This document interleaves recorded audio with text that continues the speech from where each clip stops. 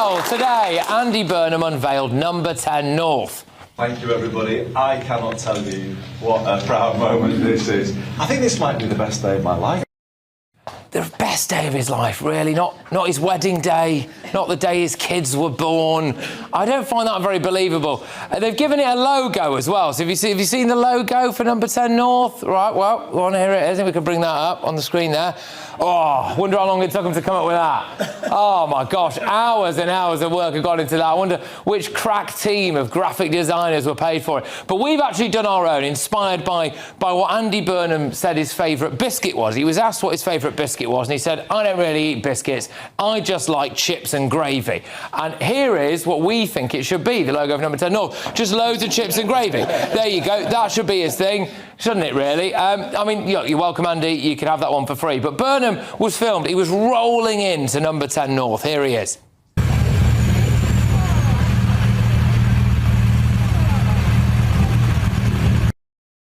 I think he clearly thought it looked a bit like this.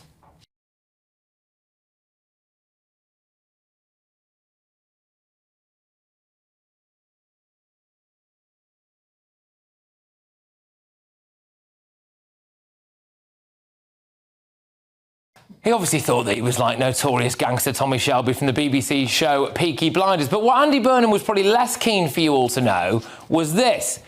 He flew there, didn't he? He flew from London to Glasgow, then to Manchester. He took a 38-minute flight there. What will that have cost us? It's ridiculous. And what would Ed Miliband have to say about it? The Great Northern Illusion. Downing Street expands to Manchester. Westminster has always loved a grandiose performance, but its latest production might just take the crown for sheer political drama. Welcome back to Britain Underneath, your home for the unvarnished reality behind the headlines. Before we unpack this latest parliamentary theatre, take a moment to subscribe to Britain Underneath. Your support helps us keep bringing you the unfiltered truth about British power. So join our community now and stay informed with us. Now, let us dive straight into the heart of the matter. No, that's wrong. Said they're probably on the same plane, someone said. But on that issue of cost, what is number 10 North going to cost us? Well, tens of millions of pounds, apparently. And what will it achieve? Well, we'll take power out of here and carry it into every postcode in the land. Good growth in every postcode. Drives good growth in every postcode. Good growth in every postcode, hope in every heart. Good growth in every postcode, hope in every heart. But, of course, it's about that idea about bringing power back to not just Manchester, but the North in general, local councils, etc. So will he give them powers to tackle illegal immigration? No, obviously not. Of course he won't. They wheeled out Angela Rayner to defend it. What we've seen is the growth in Greater Manchester is outstripping that of national growth, and that's because they've got more devolution and more power in the local area. Unfortunately, Manchester has actually seen the biggest drop in living standards of anywhere in England, so I'm not too sure she knows what she's on about that. And analysis released this evening by the Taxpayers Alliance claims that the number 10 North Vanity Squad will cost the taxpayers £872,404 a year just in staffing costs. You've got a videographer there, a social video lead, a senior motion designer, head of social creative and production, social producer. They are turning it just into an influencer hotspot. It's going to look like Dubai, isn't it? People there just taking TikToks of themselves all the time. Look, I want to know, will it work? Is it a waste of time and money? And I'm looking forward to getting the views of the audience on this as well, how they feel about this whole thing. Right, OK, so Krista, let me go to you first on this. How do you feel about the number 10 North thing? I think that it is completely and utterly pointless. What is the point? Who asked for it? Who wanted it? What has the North done to deserve Angela Rayner being there full time? Why were you going to have a go at me then? I thought you were going to slag off the North again. You've done that before. There was a show where you managed to alienate basically all of our audience. Yes, and that's one of my proudest shows. Thank you very much indeed.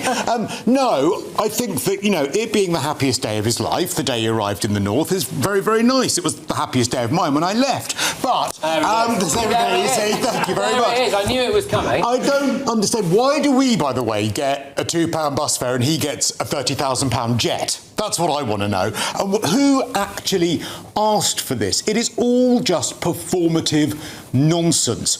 It's fine that things are run from London as long as other parts of the country are considered. The idea that we have to have... And did you see the building? It looks like some really just grim middle management type of place where people who used to compete in the Krypton factor normally used to work. So I'm sorry, I just think it's pointless. I think it's just performative, and I think that no one has asked for it and no one wants the money that's going to be spent on it. Instead of policy heavyweights tasked with fixing our broken transport networks or revitalising regional industry, the initial push appears focused on public relations. It raises an uncomfortable question. Is this a genuine decentralisation of power, or simply an elaborate branding exercise designed to look good on camera? Critics across the political spectrum are already tearing into the plan. Some argue that shifting civil servants across the country does nothing to address the fundamental issues facing everyday citizens, from rising living costs to failing public services. Creating another branch of government simply adds another layer of bureaucracy.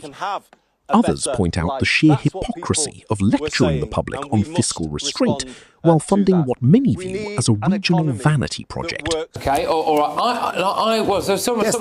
Thank you. I mean, I do want to make it clear, as someone who's from Manchester, I am not against the idea of, in theory, Manchester having more power and all of this stuff. It's just the fact that we don't know what he's going to do. Why does Manchester need more power? Why does Manchester need to have, say, well, not just Manchester. It's places like... Because it's supposed to be a symbol for other places as well. Like, for example, I went and did a show from a place called Stanley in County Durham. That is a place that has been completely and utterly forgotten.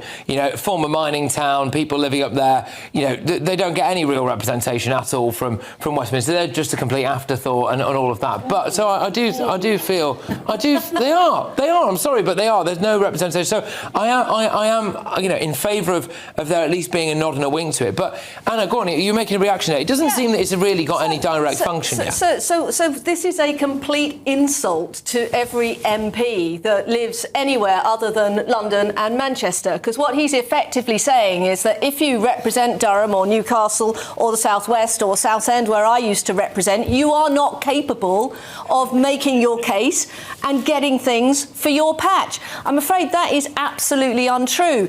MPs worth their salt, that's their job. To lobby in Westminster, to go to find those ministers, to make your case and to get the resources and the investment into your patch. And I don't agree with you, Patrick, that the MPs for Durham didn't do that. There was plenty of cash that was going up to Durham. But what I think about Burnham is he is the absolute king of style over substance. He's like the candy floss Prime Minister. Great big, looks lovely, pink. The moment you take a bite of it, you realise there's nothing there. He's completely an empty vessel. We have massive problems facing this country and the world. We've got an energy crisis fueled by two wars, one in Europe and one in the Middle East. We've got a borders crisis right here in the UK. We've got a debt crisis and we've got a defence crisis. What has Andy Burnham said about any of that? Absolutely nothing. And opening a building in Manchester is pathetic. It's not a building that makes a difference. It's the decisions that the Prime Minister makes, and he isn't making any, is he? Supporters, however, insist that moving key government functions out of London is essential if the regions are ever to receive their fair share of attention and investment. They point to previous relocations that successfully brought jobs and focus to areas long ignored by Whitehall. But there is a vast difference between moving administrative departments and splitting the core executive. If regional leaders already have MPs tasked with advocating for their patches in Parliament, does establishing a parallel Downing Street truly empower local people, or does it merely dilute accountability?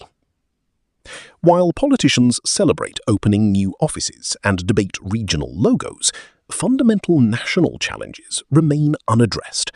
Our public debt continues to climb, energy costs remain a burden for millions, and key infrastructure projects face endless delays.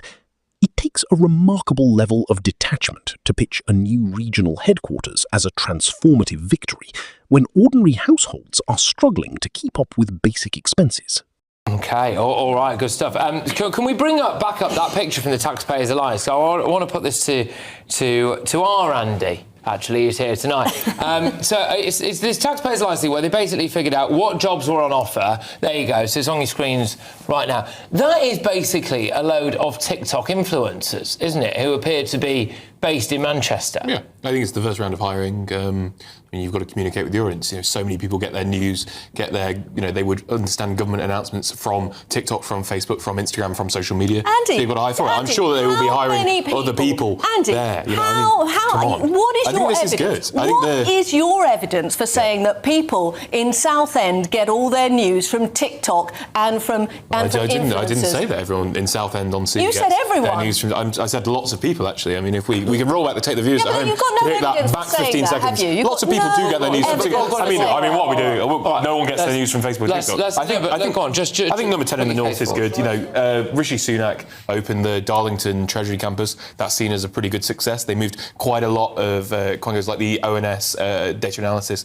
to Bristol. That's seen as not a great success. But I think moving government bodies outside of London so that talent outside of London can contribute to government is a good thing. And I think if we're crying about this, it's just a bit snowflakey, to be honest. Go on then. Are you a snowflake? Absolutely right, I am. Because I'm unique like everyone else. I think this is, Anna's right, that with the level of crises that the country is facing, right, £3 trillion in debt, right? I have to spend all evening trying to explain to everybody how enormous that is. The fact that we spend £100 billion every single year just to service our debt, not to pay it down, but just to keep paying it. And that number gets bigger every single year. That is much more than we spend on defence. I think it's more now than we spend on education. Has he mentioned any of this at all? No. Is this stuff going to add to it? Of course it is. It's not going to touch the sides, obviously, paying a few people to film Andy Burnham talking about postcodes, whatever it is he cares about. But you've got that kind of problem. You've got the kind of defence problems that we've got, where the Russians were able to sail boats all through the English Channel, and we had almost nothing to counter them. These are really serious problems. And Andy Burnham is talking about buses, and he's talking about having a serviced office building in Manchester.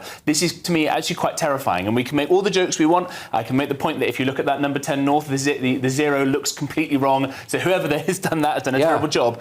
But I think it's to lose the wood for the trees that you've got a guy who is just a deeply unserious person who is scared to face any kind of accountability from Parliament or even proper journalists, other than the footballer who sells crisps. And we are sailing into a debt crisis and a defence crisis. And I think this is much more serious than anybody wants to acknowledge. Can I ask a question, right? Because, I understand. I actually get that you might want to hire some social media people to get your message out. But surely the people you want to hire first are policymakers, and then you go, right, OK, now we've got policies, now we've actually got some substance, then we'll hire some people to put the message out. In fairness, there has been a pretty substantive relocation scheme offered to policy advisors in London. That policy advisors and general managers in the civil service. There has been a pretty extensive relocation. Take a breath and reflect on where our national priorities truly lie. Is a secondary Downing Street in Manchester going to fix local bus routes, lower electricity bills, or improve regional healthcare? Or is it another example of symbolic politics prioritising appearances over genuine reform? The debate over number 10 North is only just beginning, and the consequences for British governance will unfold over the coming years. Subscribe to Britain Underneath for more clear-eyed analysis on British politics. Help us grow by subscribing today so you never miss an update, and stay informed on what is really happening beneath the surface of British power.